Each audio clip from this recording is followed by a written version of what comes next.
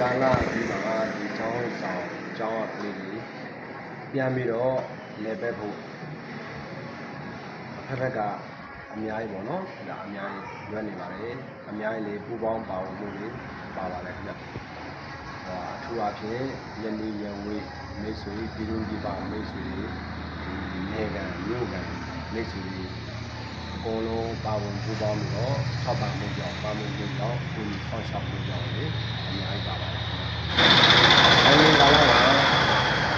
ထိခိုက်သွားတဲ့အဆောင်9ဆောင်ရှိတယ်ဒါပေမဲ့တစ်ဆောင်လုံးပြိုပြက်သွားတာတော့မရှိဘူးတစ်ဆောင်ကိုနည်းနည်းစီထိခိုက်လာတာရှိတယ်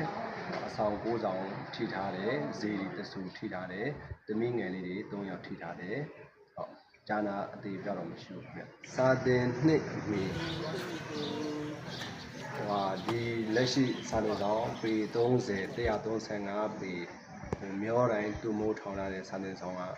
အကုန်လုံးပြိုပြက်ပျက်စီးသွားတာဖြစ်တဲ့အတွက်ဒီရန်ကုန်အင်းစင်မှာပေါင်းတင်တငယ်ချင်းလေးတွေကမကထားပြီးတော့ဦးစီးဦးဆောင်ဒီခုလက်ရှိစာတင်ဆောင်လေးတွေ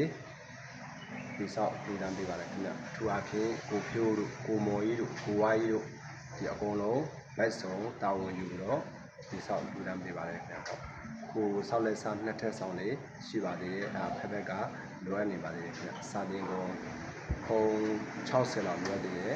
စာဒီပညာရေးနဲ့ပတ်သက်ပြီးတော့ free ဘောကလည်းမရှိသလောက်ဖြစ်နေပါတယ်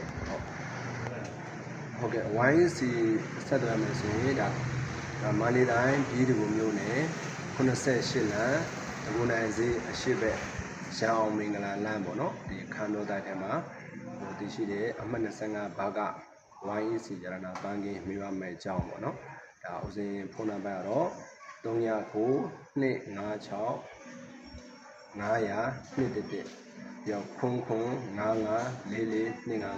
ဖုန်းကိုစုံစမ်းမေးမြန်းပြီးတော့ဆက်သွယ်ကြိုးရမ်းနိုင်ပါတယ်ခင်ဗျာဒီနှစ်ကလေးတွေ389ယောက်ရှိပါတယ်ခင်ဗျာဒါကျောင်းသား389ယောက်ဒီအပြင်ကကလေးနဲ့150လောက်ရှိတယ်ဆိုတော့စုပေါင်းရင်900ကျော်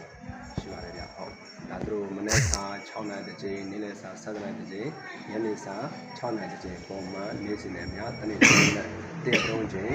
ချက်ပြုတ်ကျွေးနေပါတယ်